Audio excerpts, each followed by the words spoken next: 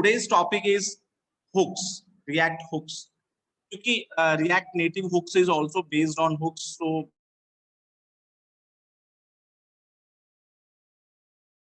मैं उसी के ऊपर चलता हूँ। अगर आप फंक्शनल कंपोनेंट के अंदर कुछ क्लास कंपोनेंट की फंक्शनैलिटी को ऐड करना चाहते हो, like you want to use some states, you want to use some life cycle methods, तो आप फंक्शनल कंपोनेंट के अंदर वो कर नहीं सकते थे। You can not change the state in the functional component.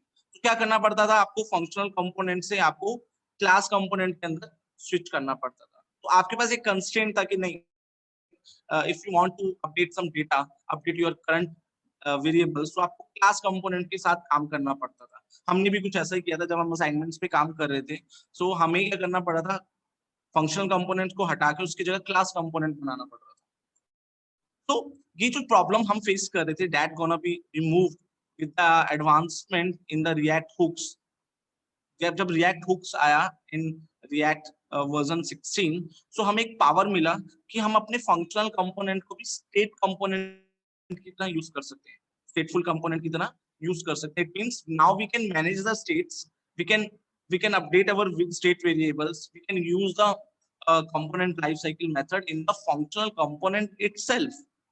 Okay, so हम क्या करने वाले हैं आज, फंक्शनल कंपोनेंट के अंदर हम अपने वेरिएबल्स को अपडेट करेंगे। Okay, that gonna be called React Native hooks. Okay, so कैसे करते हैं? Let me create a Expo और उसके साथ हम काम करके देखते हैं। Okay, create a new snack. Okay, so in new snack अगर आप ध्यान से देखो, हमें यहाँ पर फंक्शनल कंपोनेंट ही मिलता है, ठीक है, और हम इसी फंक्शनल कंपोनेंट का यूज करेंगे अपने डेटा को अपडेट करने के। तो लेट मी क्लीन अप कर लेते हैं थोड़ी सी चीजें। Let me remove these things. Okay, I'm not using the card anymore. Okay, and yeah, that's all. Let me remove the, okay, that's all, that's the thing. So I'm going to do some updation here. तो मुझे क्या करना है, मैं एक simple सा एक variable create करता हूँ। Okay, I'll create a variable here and I'm naming as on some value. Okay, और इसकी वैल्यू मैं दे देता हूँ सपोज 20। ओके, और मुझे क्या करना है, इस वैल्यूज को ऑन बटन प्रेस पे मुझे अपडेट करना है। सो एक बटन क्रिएट कर लेते हैं। Let's create a button. Okay, button का एक टाइटल रख लेते हैं। Title gonna be update. Okay, और let me use the button को यूज कर लेते हैं। Button is a component. So मुझे क्या चाहिए, मैं इस बटन पे जब क्लिक करूं, so this value gonna be update, this value gonna be update. अब प्रॉब्लम ये आता है, we have a functional component. अब हमारे पास तो फंक्शनल कंपोनेंट है, और अगर किसी भी डेटा को आप चेंज करना चाहते हो, so you need to convert functional component into a class component. अभी हम डेटा को अपडेट कर सकते थे, no, but we are now using the hooks. तो हुक्स के अंदर आपके पास एक स्पेशल हुक होता है, that is called use state. तो पहले हम उस हुक को यूज करते हैं। तो कहाँ यूज करेंगे? हम यहाँ चलेंगे। तो late me use the hook first. Okay, that is called use state. use state. So I'm telling to the React that I'm going to use this use state hook for updating the variables in the functional component. Okay, now अब हम इस value को हम ऐसे नहीं लिखेंगे, इस value को हम ऐसे नहीं लिखेंगे, हम इसको in the form of array लिखेंगे, in the form of array. अब इस एरे के अंदर क्या होता है? एरे के अंदर दो चीजें होती हैं, एक तो आपका वेरिएबल, मैं वैल्यू को एज इट इज लिख देता हूँ, और दूसरी चीज होती है आपका setter, that is setter. Setter मतलब नेम ऑफ द फंक्शन जो इस वैल्यू को अपडेट करेगा। I am writing set value. अब बात ये आती है कि सर क्या set value is the same name that we use in the class component, that is set state. हाँ, वहां पर सेट स्टेट होता था, बट वहां पर हमारे पास एक कंस्ट्रेंट था कि हम सेट स्टेट फंक्शन को ही हर बार यूज करना पड़ता है। बट यहाँ पर आप अपने खुद के हैंडलर्स, खुद के फंक्शंस बना सकते हो जो आपके डेटा को अपडेट करेगा। So this gonna be your value, this gonna be your variable, and this is the setter जो आपके वेरिएबल की डेटा को अपडेट करेगा। नाउ इसके बाद हम क्या लिखेंगे, हम लिखेंगे यूज स्टेट, एंड इस स्टेट के अंदर जो भी आपकी इनिशियल वैल्यू है वो लिखेंगे। लाइक इनिशियल वैल्यू वाज 20, पहले क्या थी इसकी इनिशियल वैल्यू 20, तो मैंने यहाँ पर 20 लिख दिया। अब मैं क्या चाहता हूँ, इस वैल्यू को अपडेट करना चाहता हूँ, इस वैल्यू को अपडेट करना चाहता हूँ ऑन बटन प्रेस। जब मैं बटन को प्रेस करूं this value gonna be update. कैसे करेंगे, सिंपल, हम बटन के अंदर जाएंगे, एक इवेंट जनरेट करेंगे, एक इवेंट को ट्रिगर करेंगे, that is on press. Okay, on press के अंदर हम अपना लॉजिक लिखेंगे, and here I will just use inline function, और मैं इसके अंदर लिखता हूँ this, and I want to update. So हमारे पास अपडेट फंक्शन क्या था, जो वैल्यू को अपडेट करने वाला था, ये this. So I'll use this set value function, and here I'll just paste it here. इसको मैं यहाँ से कॉपी करता हूँ एंड मैं इसको यहाँ पेस्ट कर लेता हूँ, and here I will tell it कि इसकी वैल्यू को मुझे 30 करना है, इसकी वैल्यू को मुझे 30 करना है, ठीक है। एंड मैं यहाँ पर वैल्यू भी डिस्प्ले करा लेता हूँ, so I'll use value and the value gonna be display. So this is your initial value जो थी 20, और मैंने एक हुक यूज किया, that is use state hook, और उसकी हेल्प से मैं कर रहा हूं, मैं अपने सेट वैल्यू के थ्रू वैल्यू को अपडेट करना चाहता हूं। तो जैसे मैं अपडेट बटन पे क्लिक करूंगा, you will see the value gonna be updated. It's so simple. Question is why we use hooks. See, यहाँ पर आपके पास कोई भी एक्स्ट्रा बर्डन नहीं है, यहाँ पर आपको कोई भी स्टेट डिफाइन करने की जरूरत नहीं है। You don't need any constructor, you don't need any super keyword, you don't need any this keyword in order to get the variable and in order to update the variable. See, it's very easy. So सबसे पहले आपने एक variable बनाया, उसका shutter बनाया। Shutter आप किसी भी नाम से बना सकते हो, मैंने इसको set value, it should be proper, इसका वे होना चाहिए लिखने का, so that person can easily identify this is going to be update the value, and then the initial value, जो भी आप इनिशियल वैल्यू देना चाहते हो, ठीक है। अगर आप इनिशियल वैल्यू नहीं देना चाहते, that's okay, but when you update, click on the update button, the value gonna be updated. Okay, initial value will be blank because you're not having given an initial value. So अगर आप initial value नहीं दोगे, उसके बाद update करते हो, then still it's gonna be update. Okay, so जो भी आपको initial value देना आप दे सकते हो, and when you click on the button, it it it trigger the set value function, and it call the set value function to update it. So हम इसको simply update कर लेंगे। अब यहाँ पर आप मल्टीपल वैल्यूज को भी अपडेट करवा सकते हो। लाइक मैं यहाँ पर एक और वैल्यू ले लेता हूँ, लाइक मेरे पास एक नेम है, okay, and I want to set name as well, set name, and जो मेरा नेम है that is Pankaj. Okay, so मुझे इसको अपडेट कराना है। सो अब आप जाओगे यहाँ पर, this is the Pankaj is the initial value, and you want to update, just write set name and just change the name to Sachin Kumar. Sachin Kumar. Okay, and that Sachin Kumar will gonna be updated. Okay, now see, let's update. Okay, set name, not set. It's yeah, set name, and this is the set name, and I'll go to click on. Why it is not okay? Because here the name is going to be there. Name. Okay, so जब मैं update पे click करूंगा तो name has been changed. अब एक question mind में आता है कि सर क्या मैं एक टाइम पे दोनों चीजें अपडेट कर सकता हूँ? यस, यू कैन अपडेट, ठीक है। उसके लिए क्या करना पड़ेगा, आप एक एक्सटर्नल फंक्शन बना लो। Okay, let me update function बना लेते हैं, ओके, और इस फंक्शन के अंदर आपको जिसको भी अपडेट कराना है, you can update it. Okay, आपको जिसको भी अपडेट कराना है, यू कैन अपडेट इट। सो मैं यहाँ पर इसको हटा देता हूँ। Okay, you just call the name of the function, that is update.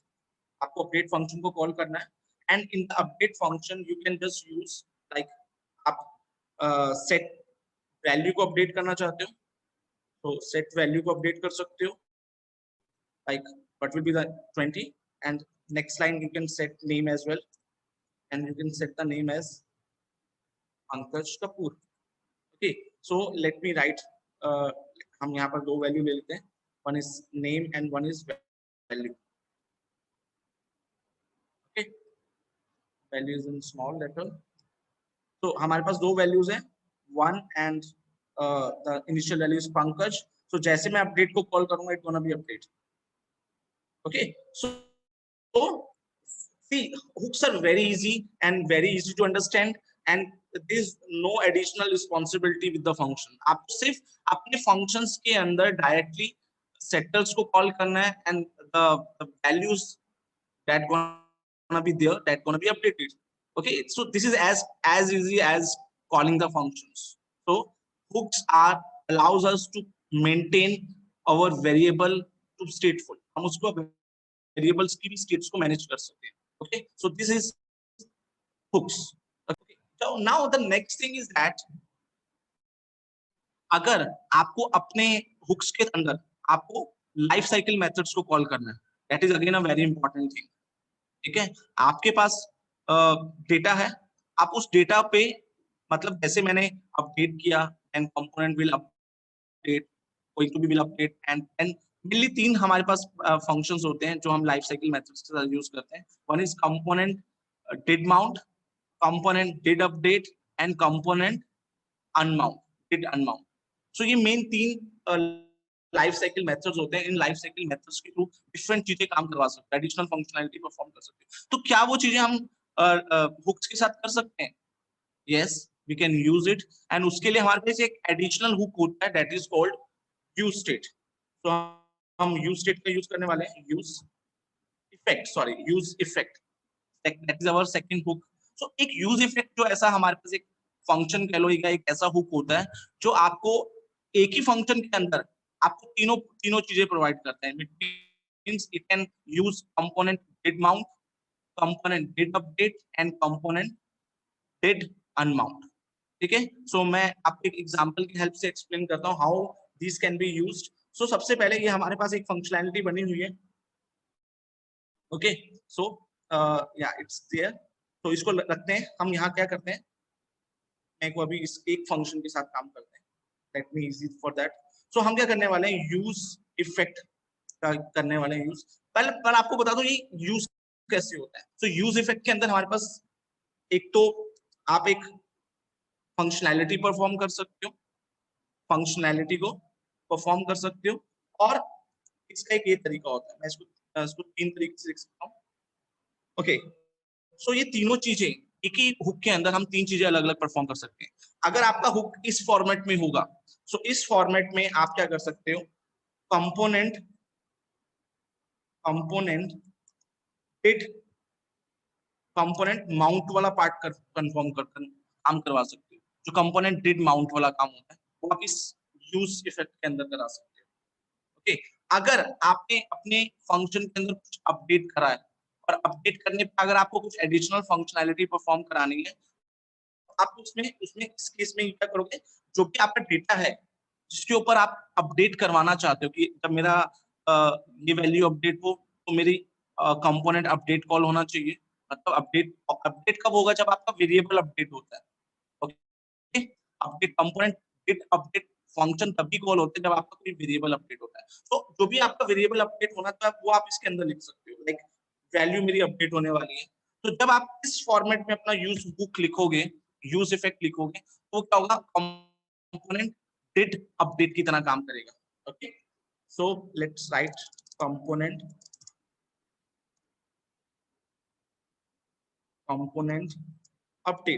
Update की तरह काम करेगा. या आप चाहते हो कि मेरा जो अनमाउंटिंग वाला फेज होता है, जो बहुत टाइम बहुत जब आपका कंपोनेंट अनमाउंट हो होता है तब वो कॉल होता है, तो उस केस में अगर आपको चलाना है तो उस केस में आपको यहाँ पर आपको जो क्लीन अप प्रोसेस होता है, लाइक हमने लास्ट क्लास के अंदर अपने टाइमर को क्लियर किया था, उस टाइमर को अगर क्लियर करना चाहते हो तो आप इसके अंदर अपना रिटर्न के अंदर आप अपना जो भी टास्क लिखोगे, ठीक है, रिटर्न के अंदर जो भी अपना टास्क लिखोगे वो आपका कंपोनेंट अनमाउंट के लिए यूज हो सकता है. सो आपका एक ही फंक्शन, आपका एक ही हुक तीनों फंक्शनैलिटी परफॉर्म करने के लिए यूज किया जा सकता है, बट आपको स्पेसिफाई करना पड़ेगा कि क्या काम करवा रहे हो. ठीक है, मतलब आपको एक function name you can use it for all the three functions. ठीक है, तो मैं अभी दिखा रहा हूँ आपको, मैं तीनों फंक्शंस का यूज करके दिखा रहा हूँ. ठीक है, सपोज मुझे क्लीन अप माउंट कराना है तो मैं इसको चेक करा के दिखाता हूँ। तो इसके अंदर अगर मैं लिखूं कंसोल डॉट लॉग और इसके अंदर लिख देता हूँ कंपोनेंट माउंट, माउंटिंग, ओके, सो कंपोनेंट माउंट हो जाएगा इसी प्रोसेस के अंदर। और अगर आपको कुछ अपडेट कराना है तो इसी यूज इफेक्ट का अपडेट आप यूज भी कर सकते हो। तो मैं यहाँ पर लिख देता हूँ console component update, okay, and इसके अंदर लिख देते हैं कंपोनेंट अनमाउंट।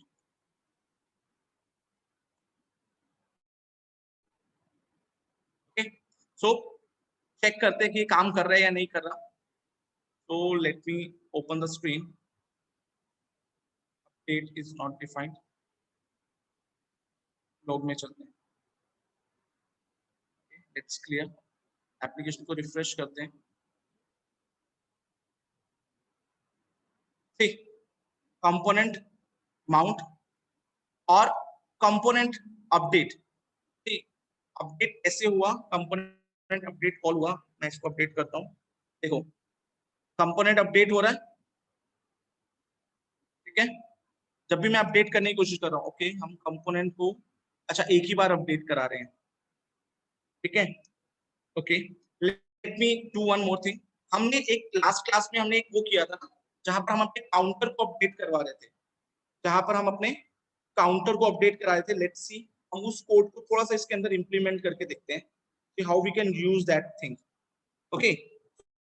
तो उसके लिए मैं करता हूँ जो आपका जब हमने कंपोनेंट को माउंट किया उसके बाद हमने कंपोनेंट जैसे हमारा कंपोनेंट डिड माउंट होता है तो वहां पर हम सेट इंटरवल को कॉल करते थे ना, तो हम यहाँ पर वही चीज कुछ ऐसा ही करने वाले हैं।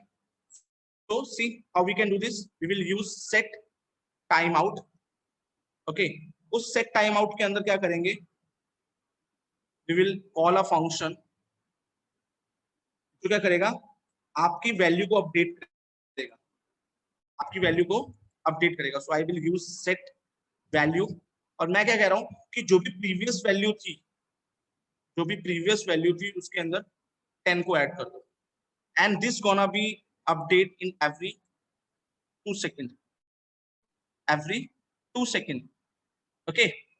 तो आपका ये मैसेज डिस्प्ले होगा, आपका टाइमर अपडेट हो जाएगा, set time out, sorry this is set time out ना, ओके, नाउ या हम इसको 10 से इनिशियलाइज करा लेते हैं ताकि हमें एक आइडिया लग जाए, okay, and let me do one, okay, let me call set time out, वो एक ही बार कॉल होगा, let make it set interval कर लेते हैं, हर टाइम तो 2-2 मिनट के बाद कॉल होगा, ओके। प्रॉब्लम ये है क्योंकि ये तो एक बार चलेगा ना, इसको मुझे इसके अंदर भी लगाना पड़ेगा नाउ, क्योंकि ये अपडेटिंग फेस है। यस यस यस, देखो ये क्या हो रहा है, ये क्योंकि ये मैंने आपको बताया था कि ये किसके लिए होता है हमारा, ये हमारा होता है कंपोनेंट डिड माउंट के लिए। डिड माउंट क्या होता है, आपका सिर्फ फर्स्ट टाइम चलता है, जब आपका कंपोनेंट पहली बार लोड होता है तो आपका डिड माउंट कॉल होता है, ठीक है। और अगर आप चाहते हो कि आपका, मैंने यहाँ क्या सेट टाइमर को कॉल कर दिया तो उसने एक बार उसको अपडेट कर दिया, अब क्योंकि मैं चाहता हूँ आपका कंपोनेंट हर बार अपडेट हो, हर बार अपडेट हो, तो मैंने इसको यहाँ लगा दिया सेट इंटरवल के साथ, तो हर बार अपडेट होगा, हर 2 सेकंड में अपडेट होगा, ठीक है, या 20, 30, 40, 50, ठीक है, ये काम कर रहा है यार, ठीक है। तो इसमें से मैं आपको बता देता हूँ क्या हो रहा है यहाँ पर। तो this is working as a component did mount, ये आपका काम कर रहा है कंपोनेंट डिड अपडेट के लिए, और ये क्लीनअप प्रोसेस के लिए हो रहा है, क्योंकि जब आप रिफ्रेश करते हो तो अनमाउंट का मैसेज आया था, मैंने देखा था अभी। या आप इसको सिंपल ऐसे भी लिख सकते हो, देयर इज नॉट नेसेसरी कि आपको 3 फंक्शन लिखने हैं, आप इसमें भी काम कर सकते हो।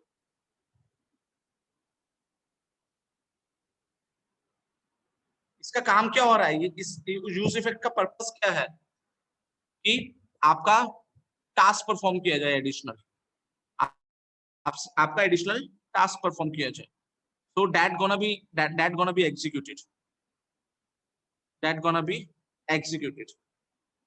ठीक है, मतलब जैसे कि आपको कुछ एपीआई को कॉल करवाना है, किसी एपीआई को कॉल करवाना है, वो एपीआई तभी कॉल हो जब आपका डेटा ऐड हो चुका हो। ठीक है, तो ऐड हो चुका हो तो आप उसको बता सकते हो, क्योंकि ये आपका चलेगा फंक्शन। उसके बाद बताते हो कि जब मतलब ये एपीआई तब तब चले जब आपका कोई डेटा अपडेट हुआ हो। ओके, यहाँ पर अगर मैं कोई फेच एपीआई लिख देता हूँ, ठीक है, कोई मैं फेच एपीआई लिख देता हूँ, तो फेच एपीआई तब भी होगी जब आपका डेटा अपडेट होगा। ठीक है, और तो आपका सेट फंक्शन कहीं ना कहीं कॉल होगा ना। ठीक है, जहां पर आपका सेट फंक्शन कॉल हुआ, आपकी वैल्यू अपडेट हुई, तो ये चल जाएगा। ठीक है, तो this is about use effects. तो यूज इफेक्ट्स में क्या होता है, एक ही फंक्शन आपके तीनों लाइफ साइकिल मेथड्स को कॉल कर सकता है, तीनों लाइफ साइकिल मेथड्स को कॉल कर सकता है। You don't need to specify separate functions for different life cycle methods. आपको कोई अलग अलग फंक्शन नहीं बनाने, आप एक ही फंक्शन से काम ले सकते हो। Okay, understand? तो these are the advantage of hooks. आप अपने फंक्शनल कंपोनेंट को स्टेटफुल कंपोनेंट में कन्वर्ट कर सकते हो, आप अपने डेटा को अपडेट कर सकते हो फंक्शनल कंपोनेंट के अंदर, आपको क्लास में कन्वर्ट नहीं करना पड़ेगा। थर्ड, आप जो एडिशनल फंक्शनैलिटी है या कि जैसे कि लाइफ साइकिल मेथड्स है, वो इसको यूज कर सकते हो इसके अंदर। अब आपकी डिपेंडेंसी खत्म होगी है क्लास के ऊपर जाने की। ठीक है, वो सब चीजें जो आप क्लास में कर सकते थे, वो सब चीजें इसमें कर सकते हो। आई थिंक इसमें करना ज्यादा इजी है as compare to the class component. तो ओके, हम क्लास कंपोनेंट से हुक्स यूज कर सकते हैं। क्लास यही तो सबसे बड़ा प्रॉब्लम है कि आप हुक्स को क्लास में यूज नहीं कर सकते। That is a constraint with the hooks. Okay, आप हुक्स को क्लास कंपोनेंट के अंदर यूज नहीं कर सकते, ना ही आप क्लास की जो स्टेट्स होते हैं वो फंक्शन के अंदर यूज कर सकते थे। सिमिलरली आप हुक्स को क्लास कंपोनेंट के साथ यूज नहीं कर सकते।